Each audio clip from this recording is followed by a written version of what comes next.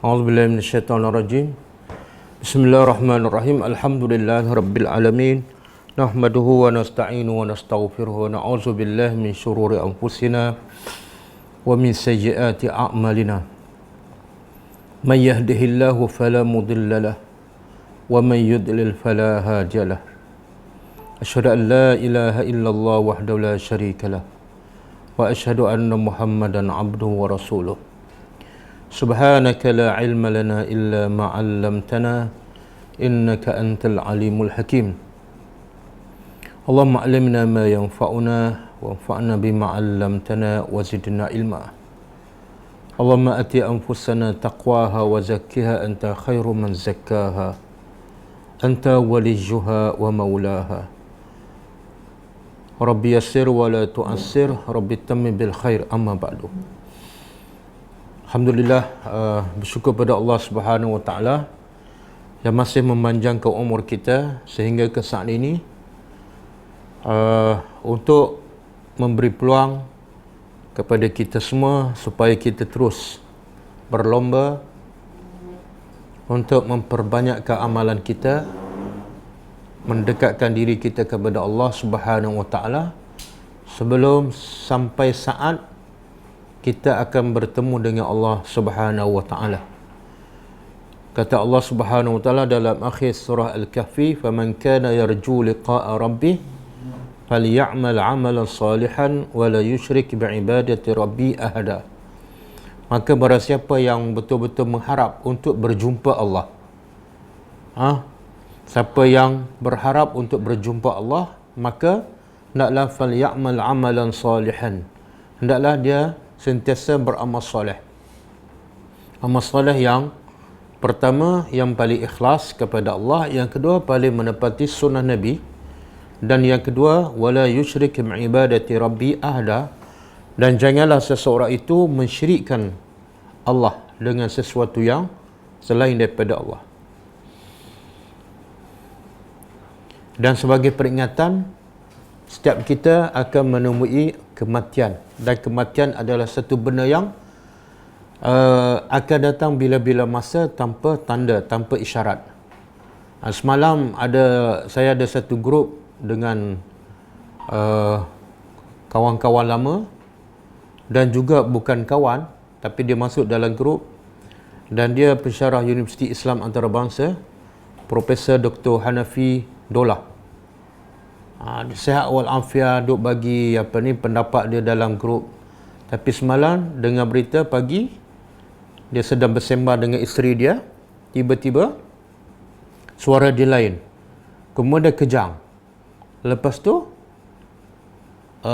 tak sedar, bawa ke hospital, meninggal tengah-tengah bersembang.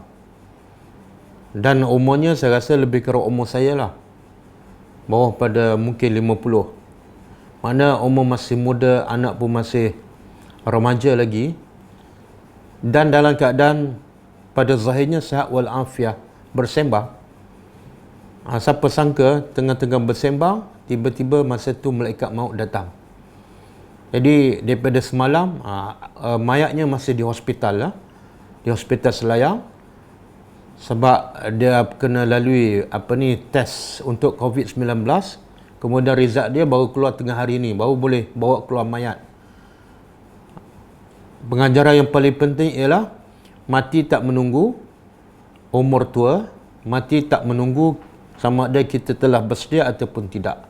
Mati akan datang apabila telah datang sampai ajalnya, sama ada kita bersedia ataupun tak.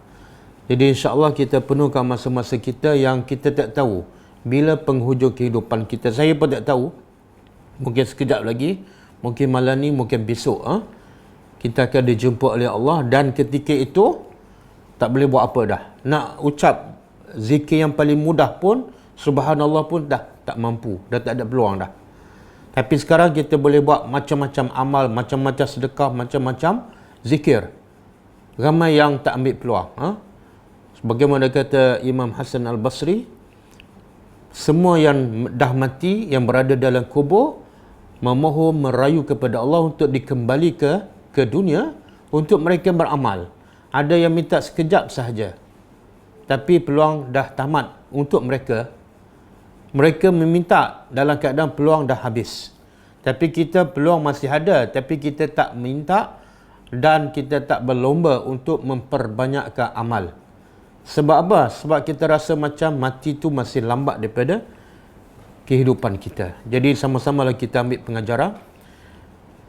Sebagaimana Nabi kata, orang yang paling cerdik ialah orang yang paling banyak mengingat kematian, dan paling hasil pada banyak ingat mati, hasilnya ialah dia akan semakin memperbanyak dan memperelokkan persiapannya untuk berjumpa Allah Subhanahu Wa Taala. Okey, hari ini saya terlewat sikit, minta maaf. Saya tersilap ingat 10.30 hari ni. Okey, hari ni kita tadabbur surah baru, surah Al-Ghashiyah. Surah ni tidak ada sebab nuzul. Cuma ada hadis sahih yang disebut berkenaan dengan surah Al-Ghashiyah daripada hadis sahih Muslim daripada Nu'man ibn Bashir radhiyallahu anhu. Dia ditanya, Nu'man bin Bashir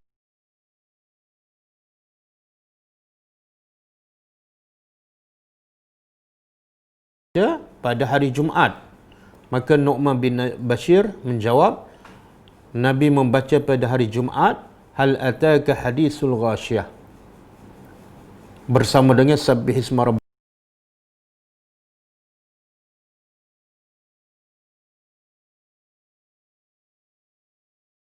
Itu je, tapi sebab nuzul tidak ada. Okey. Surah ini surah Makkiyah.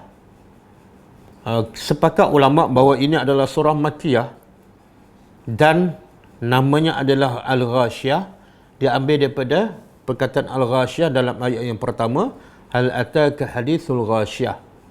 Nanti kita akan jelaskan apa makna ghashiyah.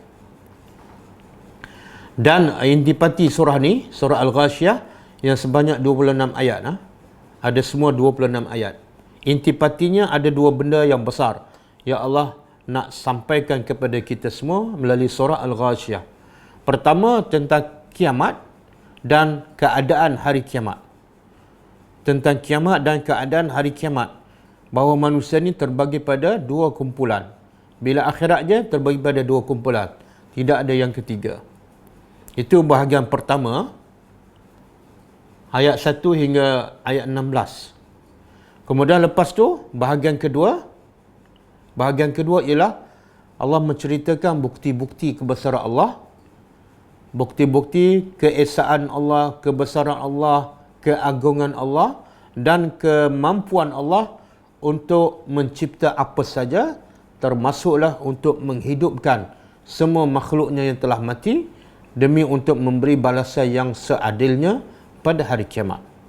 Jadi dua bahagian. Satu cerita hari kiamat dan dua golongan manusia pada hari kiamat. Yang kedua, bermula ayat 17, afala yanzuruna ilal ibili kaifa khuliqat.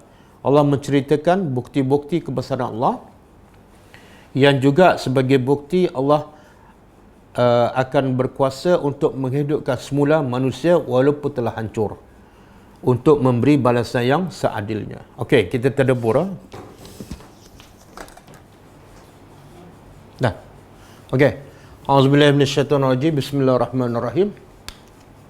Hal ata. Hal ni asalnya makna adakah. Hal asalnya ialah adakah. Adakah hal anta talibun, adakah engkau seorang pelajar? Tapi sebagaimana yang kita dah belajar sebelum ni, istifham ataupun soalan dalam Al-Quran ada dua bentuk. Istifham ada dua bentuk. Satu hakiki, yang kedua majazi. Soalan pertama bentuknya ialah hakiki, iaitu betul-betul untuk bertanya ataupun untuk mendapat maklumat. Adakah awak seorang pelajar? Kita akan jawab ya ataupun tidak. Itu dipanggil istifham hakiki. Yang kedua, istifham majazi, iaitu tujuannya bukan untuk bertanya soalan ataupun untuk mendapat maklumat, tapi tujuannya macam-macam. Ada untuk taubih, untuk mencela, Soalan untuk mencela. Ada untuk takriri, untuk menegaskan, mengesahkan. Dan ada untuk ingkari, untuk mengingkari. Soalan untuk mengingkari. Macam kita tanya anak, kenapa balik lambat? Kita bukan nak jawapan, tapi kita nak mengingkari perbuatannya yang balik lambat. Okey. Hal di sini istifham soalan yang asalnya makna adakah, tapi apa tujuan soalan ni? Hakiki ataupun majazi? Ahli tafsir mengatakan dia adalah majazi. Majazi makna bukan untuk bertanya soalan. Dan Allah Maha mengetahui segala apa yang ada. Jadi Allah tak perlu jawapan. Okey, kalau majazi untuk apa? Kata ulama, untuk takriri. Takriri makna menegaskan, mengesahkan. Jadi kalau menegaskan, terjemahan yang tepat apa dia? Qad. Hal ni makna dia qad, sesungguhnya. Ini terjemahan sesungguhnya. Asalnya adalah adakah. Sesungguhnya ataka telah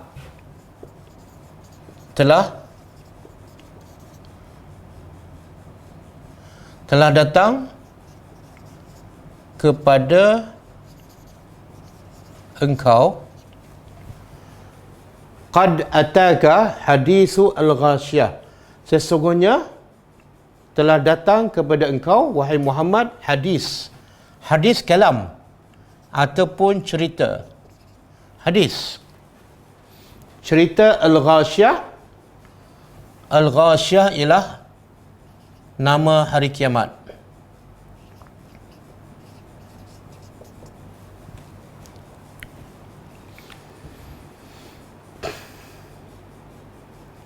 Okey, al-ghasyah maknanya apa?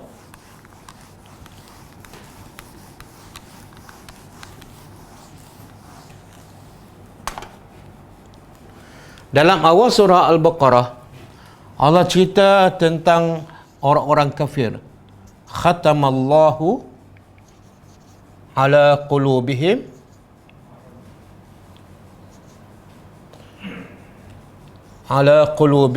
wa ala sam'ihim, kemudian wa ala absarihim wishawa. Ni ghasyah daripada ghisyawah. Asal dia perkataan ghin shin ya, ghasyah. Asal perkataan ghasyah. Maknanya ialah ghata. Ataupun kalau masdar ghisyaun, makna dia ghita'un. Dua-dua ni makna dia penutup. Cuba tengok ayat ni. Ini cerita pasal orang kafir. Allah kata innal ladzina kafaru sawa'un 'alaihim a anzartahum am lam tunzirhum la yu'minun. Orang kafir ni ada yang jenis sama saja kamu bagi peringatan ataupun tak, mereka tetap tak beriman. Kenapa? Sebabnya khatamallah, Allah telah chop di atas hati-hati mereka. Allah telah chop di atas hati-hati mereka, dan wa ala sam'ihim, dan telinga mereka pun Allah dah sumbat. Dan wa ala absarihim, dan di atas pandangan mata mereka ataupun atas penglihatan mereka ada ghisyawah. Ghisyawah mana? Penutup.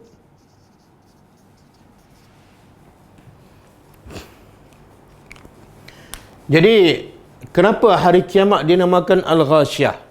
Yang asalnya makna penutup. Apa kaitan kiamat dengan penutup? Kita tahu kan nama kiamat banyak sangat dalam Quran. Al-Qari'ah, At-Tammah, As-Sakhah, Al-Haqah.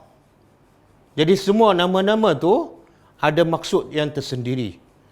Yang Allah nak gambarkan bahawa suasana hari kiamat sangat-sangat dahsyat dengan berbagai-bagai suasana dan berbagai nama. Jadi kalau al-haqah menunjukkan apa? Hari kiamat tu daripada hak, benar-benar pasti akan berlaku. Kalau tamah, hari kiamat tu maknanya tamah yang menghancurkan. Kalau sakhah, hari kiamat yang betul-betul menggemparkan, memekakkan telinga dengan suaranya. Kalau ghasyah, telah datang kepada engkau cerita yang menutup. Menutup apa ni? Menutup apa ni? Menutup kebahagiaan, menutup kegembiraan, menutup segala benda yang menjadikan manusia semua menjadi sedih. Bila dengar kiamat, bila datang kiamat je, maka hari itu menutup semua. Orang tengah berseronok, habis hilang semua. Tengah duduk dalam kereta mewah pun, semua tak ada guna dah. Sebab dia hari menutupi kegembiraan, menutupi kebahagiaan. Kadang-kadang bila datang malaikat maut depan kita pun dah tak, masa tu tak ada apa dah. Kita tak nampak dah harta yang banyak, rumah yang mewah, anak isteri yang semua berjaya, semua tak ada dah. Sebab apa? Ghasyah, dia telah ditutupi oleh suasana kematian ataupun hari kiamat. Okey. Telah datang kepada engkau hari kiamat.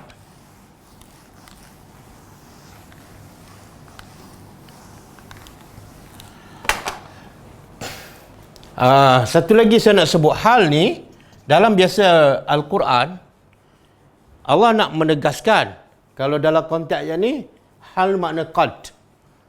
Tapi kenapa Allah guna hal? Kenapa Allah tak guna terus qad je?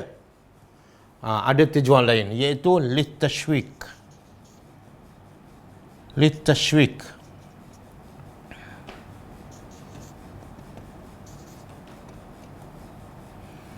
Litashwik. Tashwik ini untuk melahirkan kerinduan. Ana mushtaqun ilaik, makna saya rindu kepada awak. Jadi hal ini tujuan soalannya ialah untuk supaya Allah nak kita, bila Allah kata adakah telah datang kepada engkau kita hari kiamat. Bentuk soalan tu kalau kita mendengar, kalau kita faham, kita akan jawab ya, ada. Ataupun kita jawab tak ada. Apa tu? Apakah itu hari Al-Ghasyah? Kita pun bertanya dan kita nak tahu. Rasa nak tahu hasilnya daripada apa? Daripada hal. Sama juga dalam bahasa Melayu, kalau kita nak cerita pada orang yang kita suka dan kita nak dia bagi perhatian, maka kita buat soalan dulu sebelum kita cerita. Contohnya, nak tak saya nak cerita pada awak? Cara tu menjadikan orang tu teringin nak dengar. Mukaddimah pembukaannya menjadikan dia teringin nak dengar. Nak, apakah itu? Jadi sebenarnya Allah turunkan Al-Quran, sebenarnya Allah berinteraksi dengan orang beriman. Ni, ni kepada Nabi. Dan sebenarnya bila kepada Nabi, kepada seluruh umatnya. Jadi kalau kita tadabbur Al-Quran, kita faham ayat ini, kita pun akan bagi perhatian. Apa yang Allah nak bagi tahu ni? Apakah itu Al-Ghasyah? Kalau kita tadabbur. Tapi kalau kita tak tadabbur, kita macam yang Allah kata macam orang pekak. Kita cakap pada anak kita, nak tak ayah nak bagi tahu sesuatu? Dia buat tak tahu je. Apa masalah tu?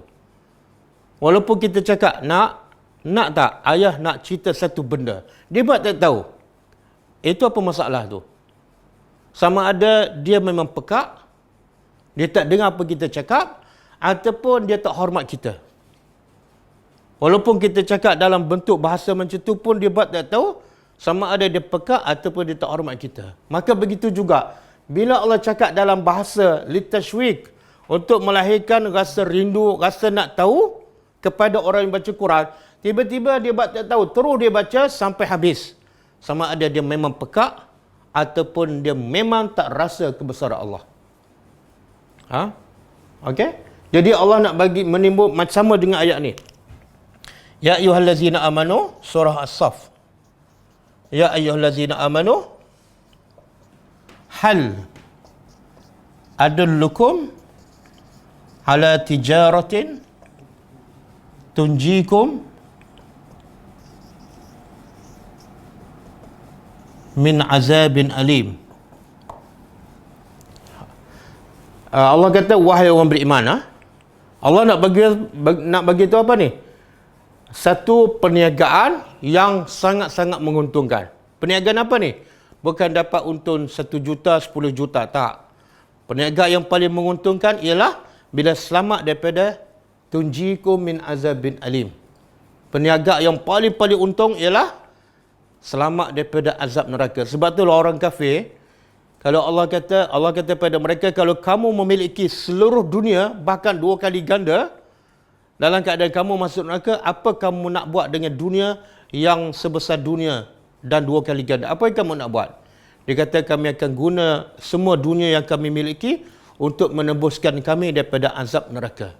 Maknanya ketika itu dunia tidak ada nilai. Yang ada nilai ialah selamat daripada azab Allah.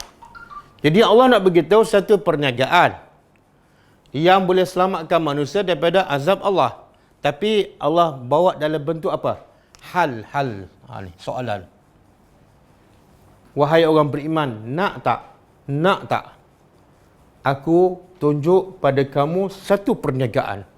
Ini dia panggil litashwik. Supaya orang beriman betul-betul dengar, betul-betul teruja. Nak tahu apa yang Allah nak bagi tahu. Okey?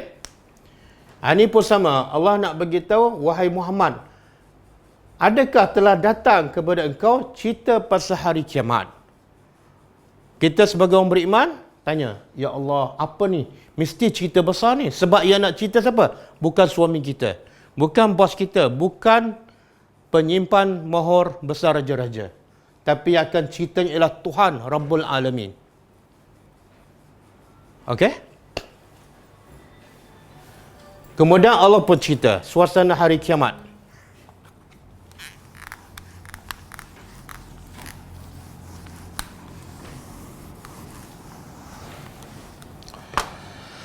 Suasana hari kiamat, Allah kata manusia terbagi pada 2. Pertama, wujuhun. Wujuhun, wajah-wajah.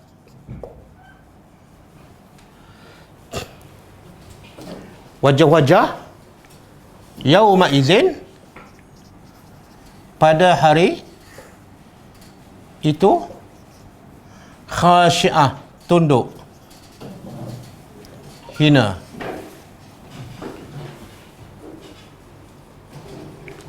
Wajah-wajah, ini keadaan al-ghasyiyah. Allah nak cerita apa ni? Suasana pada hari tersebut, bila berlaku kiamat, maka manusia terbagi pada 2 golongan. Golongan pertama, wajah-wajah pada hari itu tunduk hina. Okey, khasyi'ah berbeza mengikut kegunaannya. Kalau khasyi'ah diguna untuk masa kat dunia, makna dia lain. Tapi kalau khasyi'ah digunakan untuk selepas kiamat, maknanya lain. Khasyi'ah ataupun khusyuk.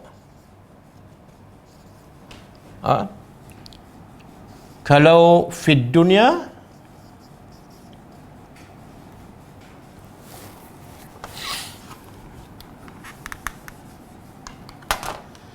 lil mu'minin fid dunia.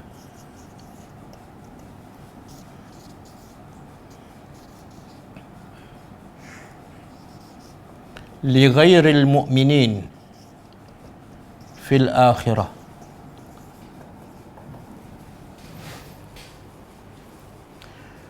Kalau perkataan khasyi'ah ataupun khusyuk, dia untuk orang beriman bila di dunia. Sebagaimana Allah kata, qad aflahal mu'minun allazina hum fi salatihim khasyi'un. Bila kat dunia, khusyuk tu khas untuk orang beriman, yang bermakna khusyuk dalam solat, jiwa tenang, sentiasa tunduk pada perintah Allah. Tapi kalau khasyi'ah fil akhirah, dia li ghairil mu'minin, untuk bukan orang yang beriman. Sama ada orang kafir, orang munafik, ataupun orang Islam yang banyak dosa, maka itu di akhirat. Dan makna dia apa? Bukan khusyuk, bukan tenang. Makna dia adalah tunduk dan hina. Yang ni makna tenang. Yang ni makna dia tunduk dan hina.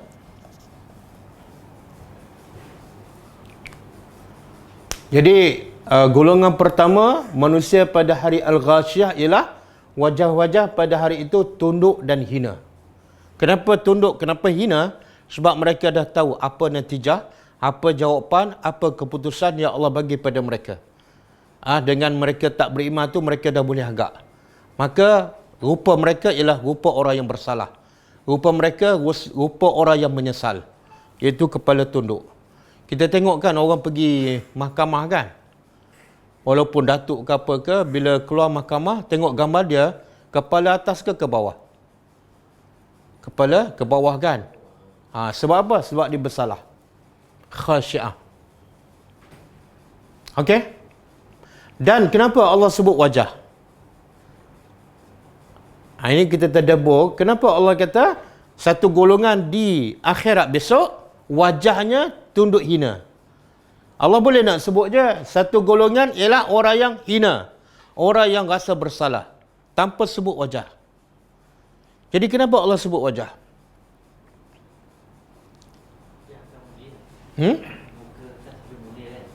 Muka adalah anggota badan yang paling mulia. Okey, jadi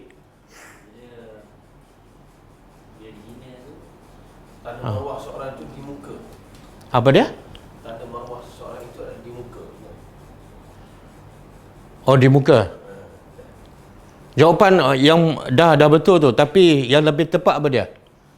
Nak tengok orang tu bahagia ataupun celaka, sedih ataupun gembira, tengok kat mana? Muka. Jadi gambaran body orang tu celaka ataupun tak, tengok kat muka dia. Tak payah tengok kat. Kadang-kadang kita tengok kereta mewah tapi muka berkerut je, dia tak bahagia. Kadang-kadang dia naik basikal buruk je tapi muka happy je, dia bahagia. Sebab muka menggambarkan apa yang dalam hati. Jadi Allah nak tahu, Allah nak bagi tahu kita, nak tengok siapa yang celaka di akhirat besok, siapa yang bahagia, tengok apa? Tengok muka dia. Tak payah tengok ni badan dia macam datuk dulu ni kat dunia, tak payah tengok. Tengok muka kita dah tahu. Dan banyak juga ayat Quran Allah sebutkan muka orang beriman di akhirat apa dia? Berseri-seri, bercahaya. Dan muka orang tak beriman? Hitam legam. Ada ayat Quran kata azraq, biru kehitaman. Jadi daripada muka kita dah tahu dah siapa celaka ataupun siapa yang bahagia. Okey? Kemudian Allah bagi tahu sebab.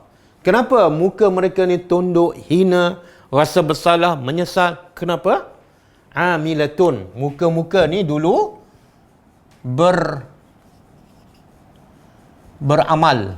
Muka yang beramal tetapi nasibah. Nasibah apa dia?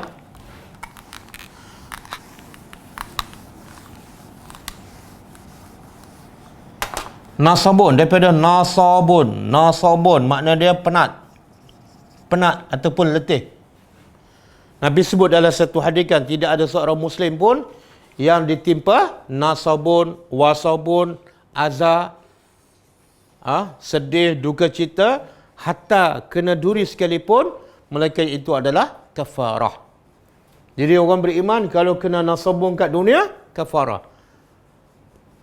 Jadi daripada nasabun dijadikan perkataan nasibah. Makna apa ni?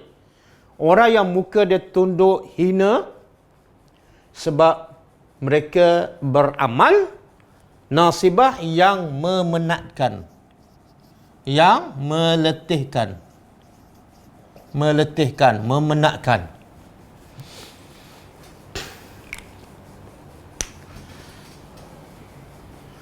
Apa maksud ni? Amalan yang memenatkan. Apa maksud dia? Amalan di mana? Ada dua pendapat. Amilatun nasibah. Ada dua pendapat. Satu, amal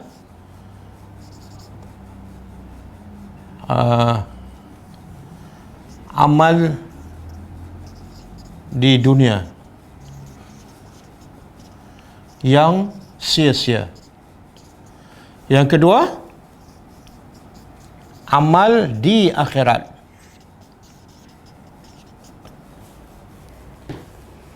Okey.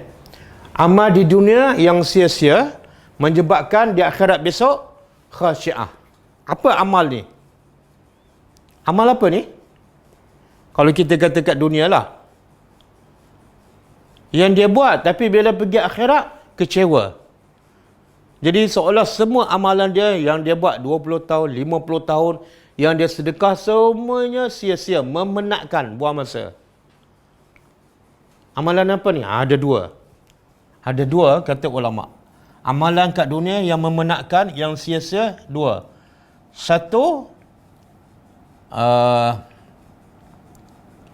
ajaran sesat. Mana termasuklah yang kafir. Ajaran sesat yang kafir termasuk semua. Termasuklah Nasara, termasuklah Yahudi, termasuklah musyrikin. Semua tu amilatun nasibah. Mereka buat apa ke sembah berhala mereka 20 tahun, 50 tahun semuanya nasibah. Memenatkan dan mensia-siakan. Yang kedua ulama kata amalan bid'ah. Kat dunia dia buat banyak amalan. Dia solat, dia puasa, dia zikir, dia haji. Tapi dia riak.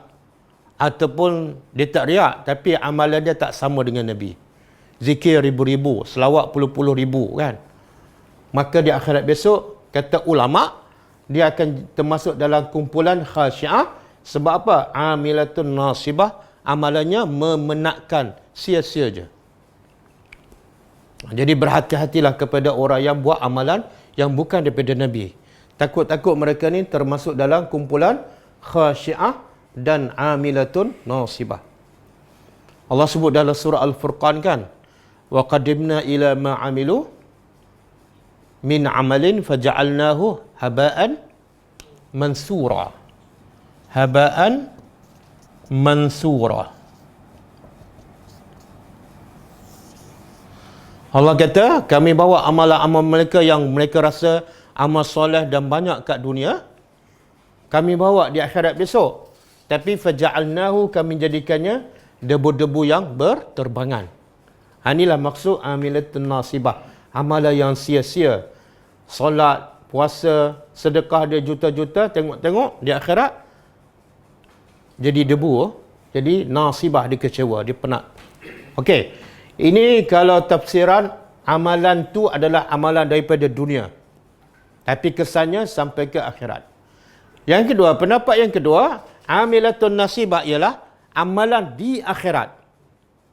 Amalan di akhirat yang memenatkan, yang meletihkan, yang sia-sia. Apa dia? Apa dia? Orang tak beriman, dia buat apa di akhirat besok? Di padang mahsyar. Dia buat apa? Orang tak beriman. Di akhirat besok. Sebab pendapat kedua, amilatun nasibah bukan amalan kat dunia. Tapi dia penat sebab amalan di akhirat. Amalan apa tu? Amalan kebajikan. Mana ada kebajikan lagi di akhirat? Amalan yang menyesal, dia kan banyak menyesal.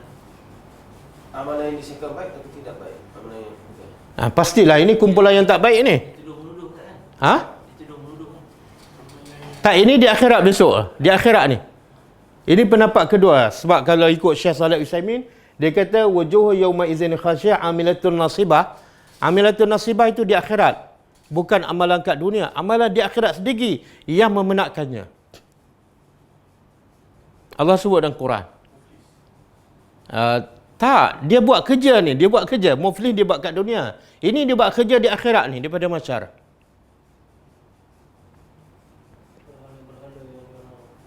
Dia buat apa? Dia ni lah, dia Bukan tuduh, tu. dia apa? Dia menyalahkan salah satu sama lain. Dia kata kau lah yang bawa aku ke dalam neraka. Itu dah masuk kat neraka kan? Itu dah dalam neraka. Ini dia pada mahsyar ni. Cari Nabi. Hadis Tapi orang yang beriman pun cari Nabi juga kan. Biasa orang kafir dah tak cari dah. Dia pun tak kenal Nabi. Dalam tafsir mengatakan, ahli-ahli neraka ni, sebelum masuk neraka, badan mereka akan dirantai.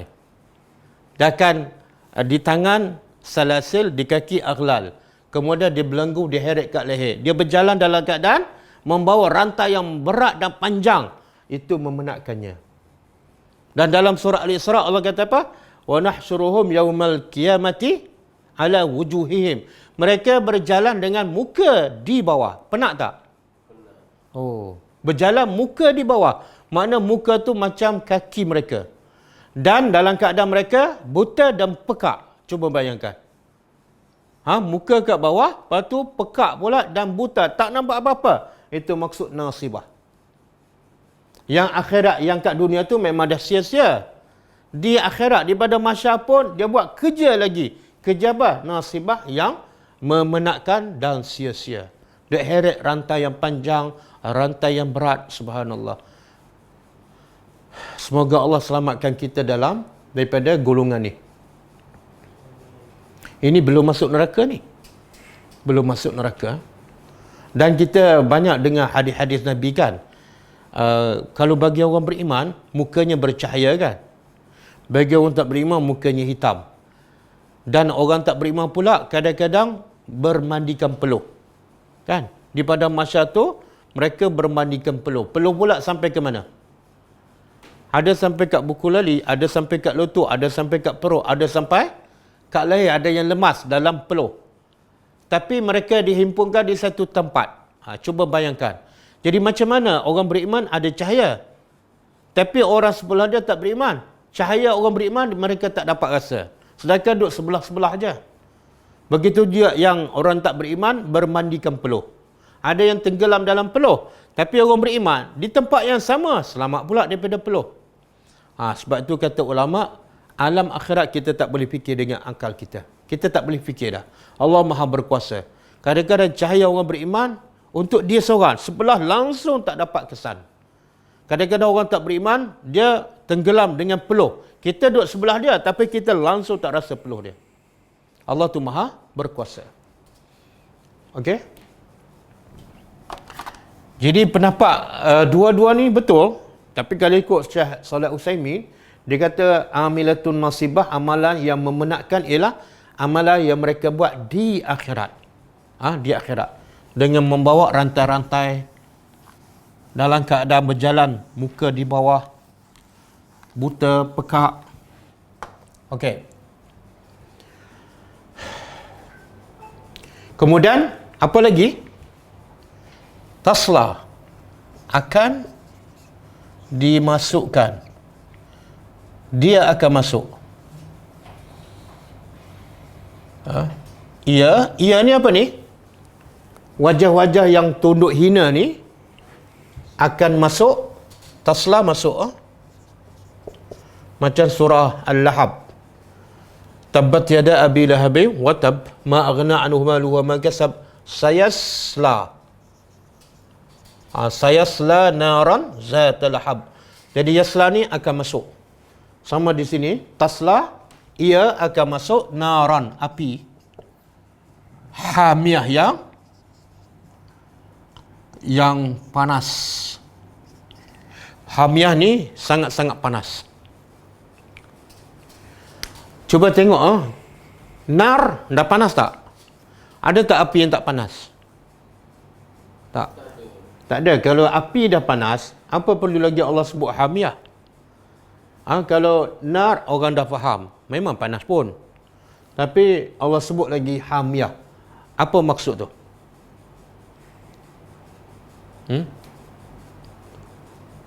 Macam kita nak rotan anak kan? Kita kata apa? Abah akan rotan. Beza tak kita kata abah akan rotan? Satu lagi, abah akan rotan yang menyakitkan. Beza tak? Beza. Jadi Allah sebenar, rahmat Allah ni, perkataan hamiyah, naran ada rahmat Allah, hamiyah pun ada rahmat Allah. Bila Allah takutkan dengan api neraka, sebenar Allah sayang pada kita, supaya kita elakkan. Dan kalau tak takut lagi, Allah tambah satu lagi, api ni sangat-sangat panas. Berapa kali ganda?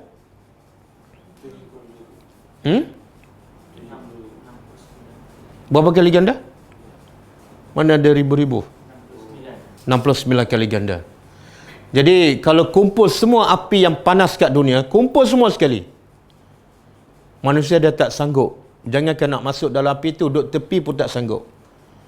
Semua api kat dunia, bila dibanding dengan api di akhirat, yang api kat dunia baru 1 bahagian daripada 70 bahagian. Cuba bayangkan, orang yang tak beriman, orang yang kufur kepada Allah, orang yang tak solat, orang yang buka aurat. Sanggup tak kamu duduk dalam api yang 69 kali ganda daripada api kat dunia? Rumah kamu tak ada elektrik pun kamu dah melenting, dah panas. Kipas tak kuat pun dah tak boleh duduk. Aircon tak ada pun dah tak boleh duduk. Belum api. Tapi di akhirat besok, api yang 69 kali ganda dengan api kamu di dunia. Kamu duduk tepi ke kat mana? Masuk kat dalam. Jadi tasla ni mana akan masuk api neraka. Siapa ni? Ni. Yang khusyuk wajahnya, tunduk hina dan amalannya kat dunia sia-sia. Kemudian, ini tempat. Setelah Allah sebut tempat, Allah sebut pula apa? Makan dan minum. Jadi ahli neraka ni ada tak disediakan makan dan minum? Ada. Tusqa. Ia diberi minum. Min dari ainin. Ainin apa dah? Ain mata air. Aniyah yang sangat panas, syadidul hararah. Tempat apa? Api yang 69 kali ganda yang Nabi sebut dalam satu hadis, kalau api neraka terpercik kat dunia, satu percikan saja, apa berlaku?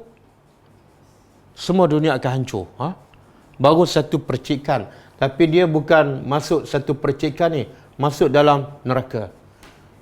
Masuk dalam api, duduk dalam api, kemudian minum pula daripada air mata ataupun mata air yang sangat-sangat panas. Maksudnya, minumannya adalah daripada air panas yang mendidih.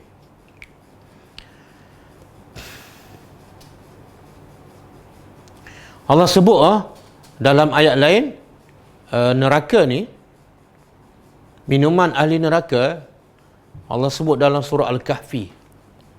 Cuba buka surah Al-Kahfi ayat 29 ya. Wa in yastaghisu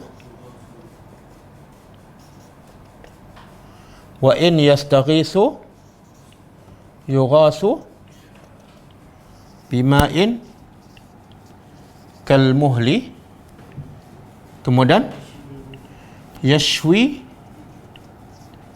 al-wujuh. Ahli neraka ni, dia bukan selalu nak minum.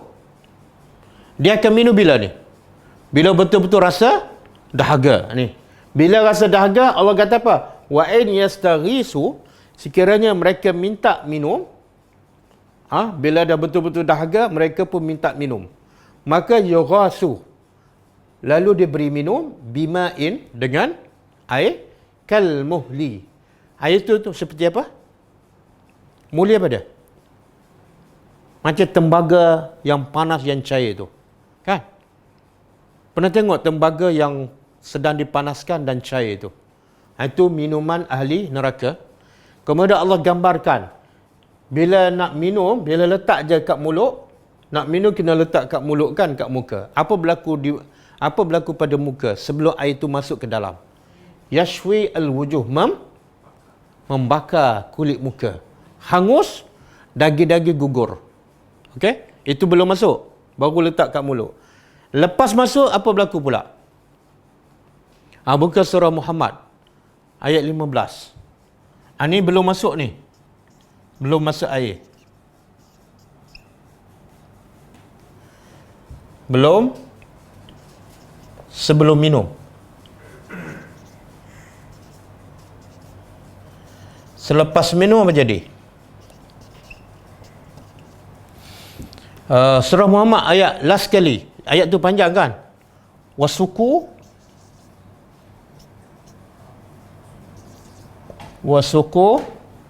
bima'in kan?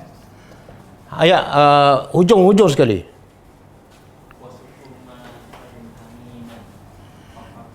Wasuku ma'an hamiman. Kemudian apa berlaku? Faqatta'a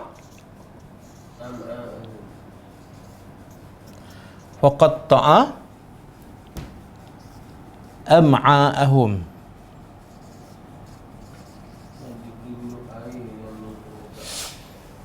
Sebelum minum, letak kat muka, muka terbakar hangus. Dan bila minum, bila masuk, wasuku, mereka diberi minum. Ma'an hamiman, air panas yang mendidih. Lalu berlaku apa? Qata'a apa dia? Terputus. Apa yang terputus? Am'a, isi-isi perut. Urat perut apa semua terputus. Jadi tak perlu pisau. Nak putuskan isi perut, ahli neraka tak perlukan pisau. Hanya dengan air panas yang mendidih terputus. Okey. Kemudian bila dah putus, apa berlaku? Bila putus, dia sambung balik. Bila sambung balik, nak minum lagi. Bila dahaga sangat, dia minta lagi. Sebab dahaga, maka terbakar lagi muka. Dan bila masuk ke dalam, terputus lagi. Lepas terputus, disambung balik. Begitulah. Sampai kekal selama-lamanya. Jadi orang beriman bila dengar ayat macam ni, sepatutnya rasa takut, rasa gemetar dan menambahkan imannya kepada Allah. Semakin nak mentaati perintah Allah, semakin nak menjauhkan daripada larangan Allah.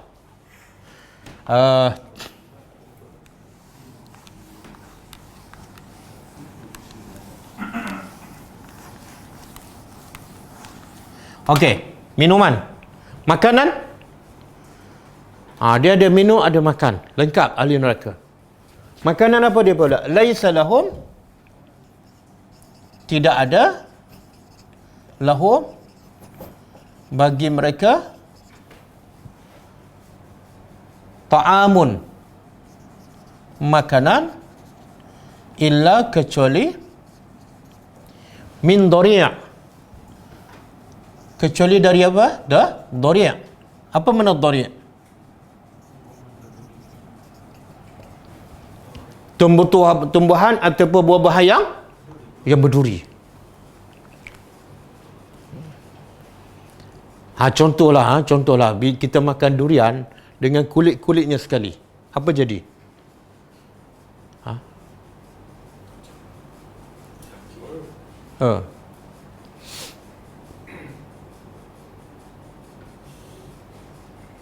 Kalau ikut ayat ni, tidak ada bagi mereka.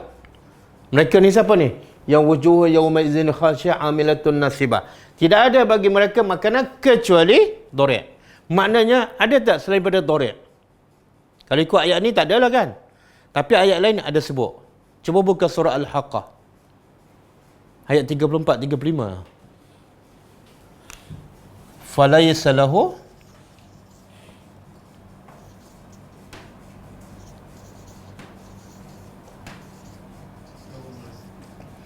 Falaysa lahu apa dia?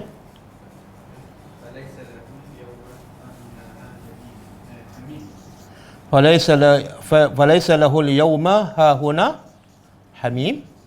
Kemudian wala ta'amun illa min waslin.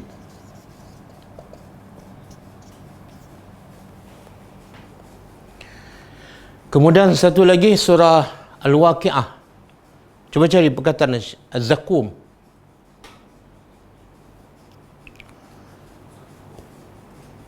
Anda ingat surah Al-Waqi'ah ayat berapa tu? Makanannya adalah zakum.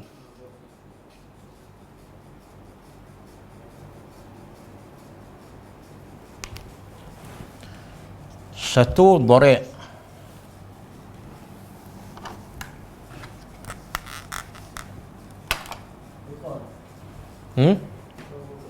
Tak apa, dukhan pun tak apa. Cuba, ada zakum kan? Cuba baca ayat dia. Surah Ad-Dukhan ayat 43.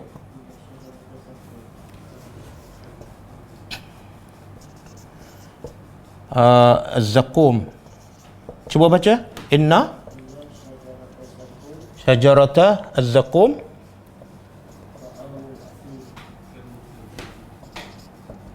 ta'amul asim. Kemudian kalmuhli yaghli fil butun.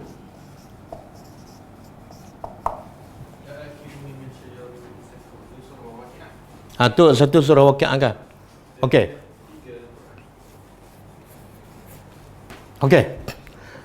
Kalau ikut surah Al-Ghasyiyah, makanan ahli neraka apa dah? Dori' kan?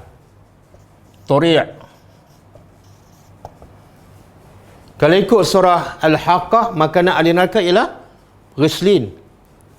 Kalau ikut surah Ad-Dukhan ataupun Al-Waqi'ah, makanan ahli neraka adalah zakum. Jadi sekarang kita nak faham, kalau ikut ayat surah Al-Ghasyiyah, Allah kata tidak ada makanan bagi mereka kecuali dori'. Maknanya dori' sahaja. Tapi ayat lain Allah kata tidak ada pula bagi mereka hari itu kawan yang boleh menolong mereka, dan tidak ada makanan bagi mereka kecuali ghislin pula.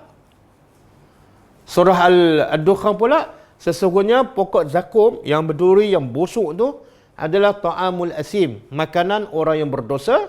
Bila makan, apa jadi? Kalmuhli. Seperti air tembaga yang bila makan yaghli fil butun, menggelegak dalam perut.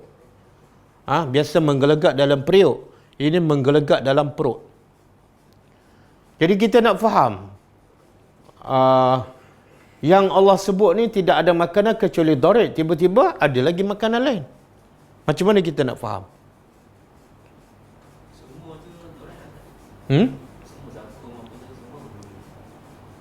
Tak, kalau ghislin lain. Ghislin apa dia?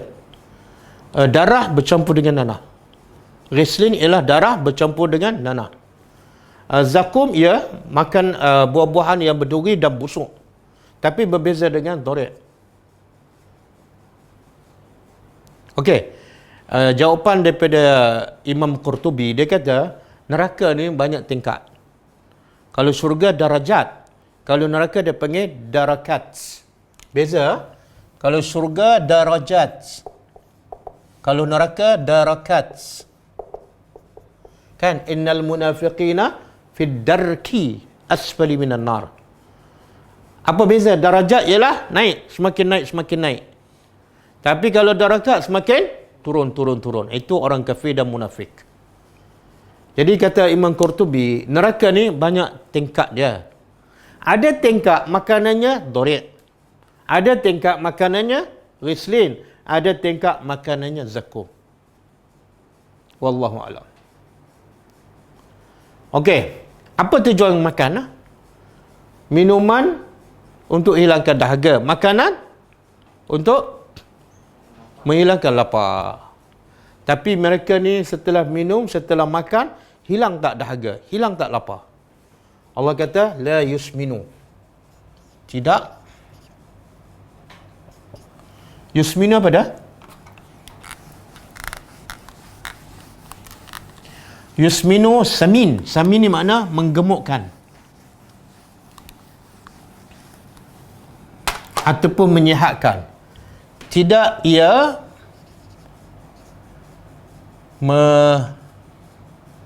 menyihatkan. Wala yughni, dan tidak menghilangkan ju' apa dia? Lapar. Boleh faham? Maknanya sebenarnya mereka minum, mereka minum ke ataupun apa? Tak, sebenarnya bukan mereka minum. Sebenarnya minuman itu menambahkan azab. Dan makan tu mereka makan dori' ke, ghislin ke, sebenarnya mereka bukan makan. Tapi makanan mereka tu menambahkan azab. Kalau menambahkan azab, kenapa mereka minum? Kenapa mereka makan? Sebab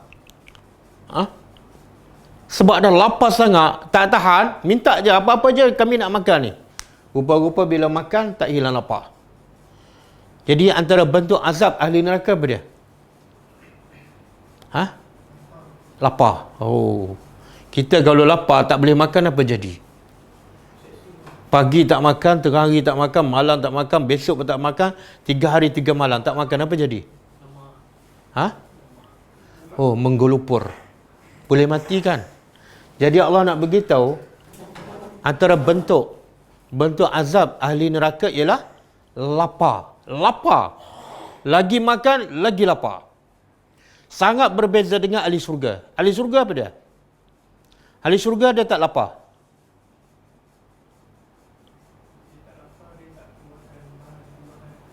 Ahli syurga lapar ke tak? Tak. Tapi walaupun tak lapar, ahli syurga sentiasa makan tak? Kenapa tak lapar tapi makan? Yang ni lapar tapi makan tapi tak hilang lapar.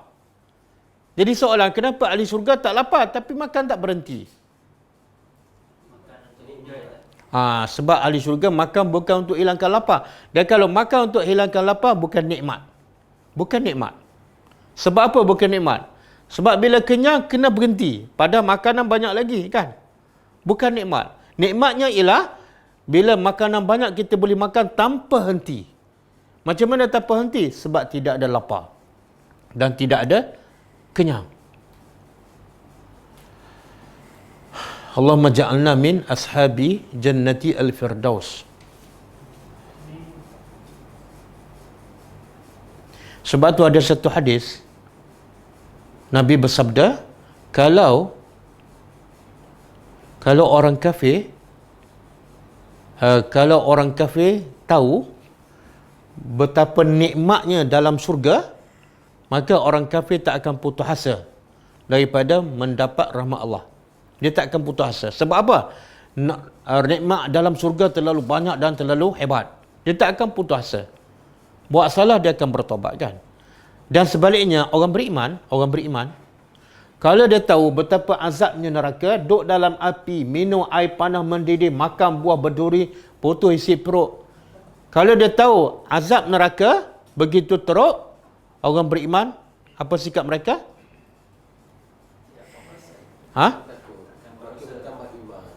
Dia tak akan tamak pada syurga. Faham tak? Kalau orang beriman tahu betapa teruknya azab dalam neraka, Nabi kata dia tak akan tamak pada syurga. Boleh faham?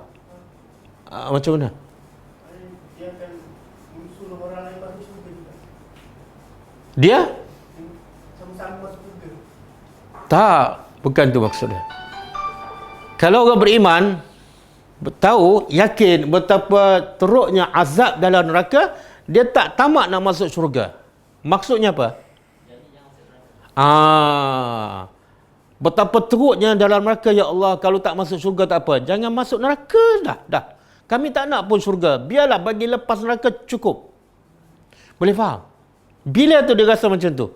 Bila dia ingat, ya Allah, teruknya. Maknanya, kalau boleh lepas daripada neraka, dah satu nikmat yang besar. Contohlah orang kena seksa dalam penjara, kan? Kena pukul, kena tikam, kan? Lepas tu, orang bagi pilihan. Nak tak? Kamu dibebaskan tapi duduk bawah jambatan. Tak boleh masuk rumah langsung. Dia nak tak? Nak. Sebab apa dia nak walaupun duduk bawah jambatan? Kenapa? Sebab bila banding dengan azab dalam penjara tu, maka duduk bawah jambatan satu nikmat yang besar. Boleh faham? Jadi, rasalah azab Allah supaya kita akhirnya apa? Akhirnya kita sentiasa bersedia dengan amal soleh. Yang pertama, selamat daripada neraka. Itu yang nikmat paling besar. Tapi kalau dah selamat daripada neraka, maknanya kita akan masuk syurga. Itu nombor 2. Yang penting selamatlah daripada azab ni. Siapa sanggup ni, duduk dalam neraka dan tak sebut lagi. Allah tak sebut dalam surah ni. Allah sebut dalam surah Al-Hajj. Surah ni Allah sebut tempat, kan? Tempatnya naran hamiyah, minumannya ainin aniyah, makanannya dhari'. Satu lagi Allah tak sebut, tapi Allah sebut dalam surah lain. Apa dia? Pakaian. Pakaian ahli neraka ada tak? Ada apa dia? Daripada api. Surah Al-Hajj. Surah Al-Hajj ayat 22 kan? Rantai. Rantai lagi ada pendapat mengatakan rantai yang 70 hasta dimasuk dalam mulut dan keluar ikut dubur. Ataupun ada kata masuk ikut dubur, keluar ikut mulut sepanjang 70 hasta. Dan diikat sampai tak boleh bergerak. Kenapa Allah azab begitu sekali? Sebenarnya Allah sayang. Sebab tu tanda Allah sayang, Allah begitu awal-awal. Nerakanya macam ni, minumannya macam ni, makanannya macam ni. Jangan cuba-cuba. Bertobatlah sekarang supaya kamu tak masuk dalam neraka yang sangat dahsyat. Cuba bayangkan kalau Allah kata nerakanya masuk 3 hari je, makanan pun panas sikit-sikit je. Apa jadi? Tak takut. Bila tak takut apa jadi? Mungkin semua akan masuk neraka. Sebab azab neraka ringan je. Maka Allah nak pastikan manusia jangan masuk neraka. Allah bagi azab yang sangat-sangat dahsyat. Okey, kemudian habis golongan pertama, menakutkan. Maka macam biasalah Allah kata Quran ni kitabun mutasyabih, kemudian masani. Masani makna diselang-seli. Bila Allah sebut cerita pasal neraka, makanan ahli neraka, minuman ahli neraka, kita rasa gerun kan? Supaya kita tak terlalu gerun dan kita tak putus asa, maka Allah sebut pula golongan yang kedua, iaitu golongan orang yang beriman. Wujuhun yawma izin na'imah. Wajah-wajah pada hari itu na'imah apa dia? Kalau khasyi'ah, tunduk, hina, rasa bersalah. Kalau na'imah, wajahnya berseri. Siapa ni? Wajah yang mukanya berseri. Siapa? Dia bukan mesti orang kaya, bukan mesti orang yang berjawatan besar, bukan mesti orang yang popular kat dunia. Tapi dia ada sifat lisa'yiha radiyah. Kita sambung. Lisa'yiha radiyah. Kita sambung akan datang insya-Allah. Ayat 1 hingga 3 ialah gambaran di padang mahsyar. Ayat 4 hingga 7 ialah di neraka. Ya. Sebab tu ayat 4 tu Allah kata tasla, dia akan masuk neraka. Lepas tu cerita dalam neraka. Betul.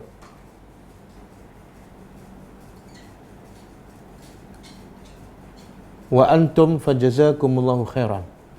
Adakah manusia yang terlepas seksa kubur tapi di akhirat didakwa? Kalau ikut hadis sahih Nabi kata, innal qabra awwalu manazilil akhirah. Maksud dia sesungguhnya kubur adalah tempat yang pertama. Tempat pertama, rumah pertama dalam waktu akhirat. Dan Nabi kata siapa yang diazab dalam kubur, maka selepas alam kubur dia akan diazab lagi dahsyat. Dan barang siapa yang dapat nikmat dalam kubur, maka selepas alam kubur dia akan dapat nikmat yang lagi hebat. Jadi kalau ikut hadis tu, siapa yang selamat daripada azab kubur, maka insya-Allah dia akan selamatlah selepas itu. Sebab itulah wujuhun yauma izin na'imah ni, muka dia berseri. Kenapa? Bermula daripada kubur lagi. Daripada kubur lagi. Sebab dia dalam kubur, Nabi kata sama ada taman daripada taman-taman syurga ataupun lubang daripada lubang-lubang neraka. Wallahu a'lam. Adakah manusia, bagaimana kaedah dakwah yang sesuai menarik ahlul bid'ah kepada sunnah? Dakwah yang paling baik, yang paling berkesan akhlaklah. Sebab itulah Nabi berjaya mengubah bukan orang buat benda bid'ah, tapi yang buat lebih bahaya daripada bid'ah. Apa dia? Syirik kepada Allah. Bahkan syiriknya dah melampau-lampau, dah berpuluh-puluh tahun, beratus tahun. Dan bilangan patung di Mekah berhala, bilangan berhala di Mekah 360. Lagi dahsyat daripada yang buat syirik ni. Mana mereka dah lama tinggal Tuhan, dah lama syirik kepada Allah. Tapi akhirnya Nabi dapat mengubah orang Mekah, orang Madinah semenanjung tanah Arab. Dengan apa? Dengan akhlak je. Saya yakin punca orang yang sama ada yang jahil agama, yang tak beriman, yang buat benda bid'ah, susah nak berubah kadang-kadang. Sebabnya puncanya ialah pendekatan orang yang mendakwa sebagai ahli sunnah ni, kadang-kadang pendekatan dia tak mesra, tak ada hikmah, kadang-kadang suka menghukum, menyebabkan orang tak rasa kita nak berkawan dengan dia, kita nak buat kebaikan pada dia. Yang mereka rasa ialah kita ni jenis macam qadi, macam hakim, suka menghukum. Yang ni bid'ah, yang ni salah, yang ni masuk neraka. Jadi bila kita suka menghukum, orang tak akan mendengar. Jauh sekali orang nak terima apa yang kita nak cakap.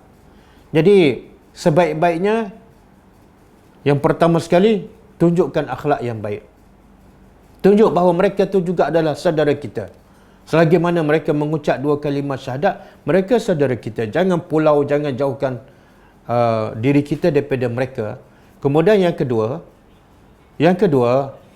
ajarlah mereka Al-Quran. Jangan ajar lagi bab-bab yang masalah fiqah, masalah bid'ah, jangan ajar. Sebab benda tu sensitif. Mereka dah beramal dah berpuluh, mungkin dah beratus tahun daripada nenek moyang mereka. Tiba-tiba kita nak bagi tahu yang mereka buat tu salah, tak diterima, itu sangat-sangat sensitif. Maka yang terbaik, ajarlah Al-Quran dahulu. Sebagaimana Nabi nak betulkan fahaman akidah yang rusak di kalangan orang musyrikin Mekah, Nabi ajar Al-Quran satu persatu.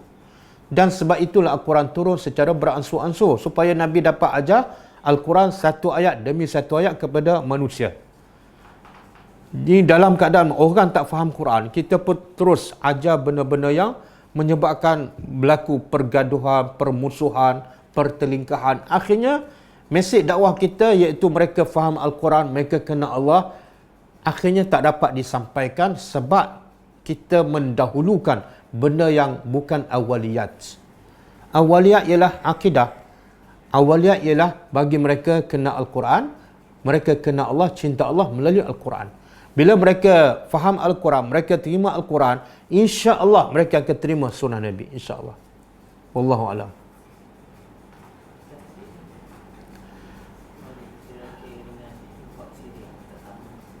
Apa dia? Saya nak tanya, bantuan untuk Sirakias sama tak dengan apa tu? Infak. Sama lah. Sama. Bantuan bahasa Melayu, infak bahasa Arab. Takut ada yang buat Syria banyak. Syria kes. Syria ada ke? Ada banyak. NGO. Itu boleh kontak pihak ni lah, pihak pengurusan Sirakias. Tapi yang penting, apa saja infak kepada Sirakias, semua untuk kebaikan. Sama ada untuk bantuan musim sejuk ke, belikan selimut ke, bagi makanan, buat rumah ke, semua adalah amal kebaikan. Jadi nak tahu lebih detail, boleh kontak pihak pengurusan Sirakias. Adakah seksa neraka mengikut kesalahan yang dilakukan semasa di dunia? Yang sudah pasti, Allah balas sama ada balas dengan nikmat ataupun balas dengan azab, bima kanu ya'malun, dengan apa yang mereka lakukan. Jadi Allah tidak zalim. Faman ya'mal misqala zarratin khairan yarah. Siapa yang buat kebaikan walaupun sebesar zarah, Allah akan balas berdasarkan kebaikan tu. Kadang-kadang kita kutip bungkusan coklat kan di tengah jalan, tak ada siapa tahu, maka Allah akan catat dan Allah akan balas walaupun hanya sekecil bungkusan coklat.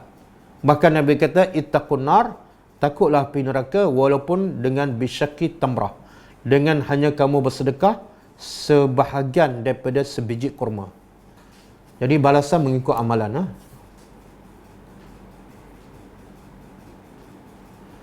Betul ke jika kita dah bertobat dan diampunkan dosa, adakah dosa kita akan dihisap lagi? Tak ada. Siapa yang dah bertobat dan cukup syarat, Allah akan terima taubatnya, maka dosanya delete. Nabi sebut dalam satu hadis sahih, at-taibu minaz zambi kaman la zamba lahu. Orang yang bertobat daripada dosa adalah seperti orang yang tak ada dosa. Bila dia tak ada dosa, nak hisap apa lagi? Dah delete semua, habis. Tapi syarat dia, taubat tu mesti ikhlas. Taubat nasuha, taubat yang cukup syarat. Betul ke Nabi selalu baca surah ini masa solat sunat hari raya? Betul, betul. Saya dah sebut tadi permulaan kelas. Hadis sahih ke meninggal pada hari Jumaat terlepas daripada, hadis ni tak sahih. Kalau ikut Syekh Mustafa Al-Adwi, hadis yang mati malam Jumaat, mati hari Jumaat terlepas daripada seksa kubur tak sahih. Ada WhatsApp yang menyuruh kita membaca surah Al-Fil 3 kali atas respon pada tindakan Perancis. Tak ada dalil lah, tak ada dalil. Perancis tak takut pada 3 kali surah Fil. Orang kafir akan takut kepada bila kita beriman kepada Allah. Sebab itulah orang zaman Nabi, tentera Rom yang kuasa besar ketika itu, Rom dan Parsi, takut pada Nabi bukan sebab Nabi baca surah Al-Fil, tapi sebab Nabi amalkan 30 juzuk Al-Quran. Sebab akhlak Nabi sama dengan akhlak Al-Quran. Yang itu yang menggurungkan musuh. Kalau setakat baca 3 kali surah Al-Fil, solat pun lambat, aurat pun buka, dosa pun banyak, orang Perancis tak takut.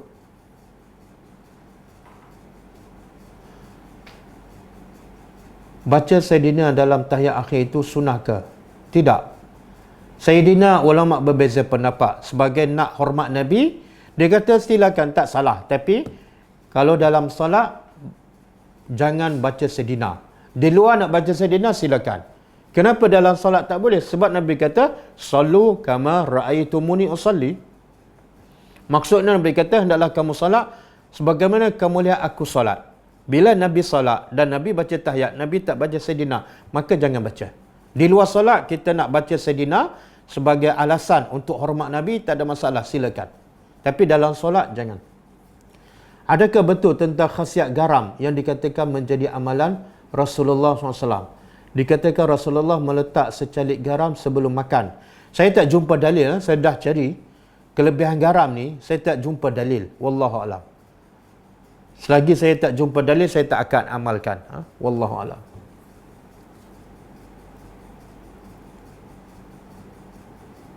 Dah. Okey, cukup kan? Kelas kita akan datang ialah besok pukul 10.30 insya-Allah. Sambungan Syarah Al-Asma'ul Husna insya-Allah. Kita tutup dengan membaca tasbih kafarah. Subhanakallahumma wa bihamdika asyhadu an la ilaha illa anta astaghfiruka wa atubu ilaik. Assalamualaikum warahmatullahi wabarakatuh.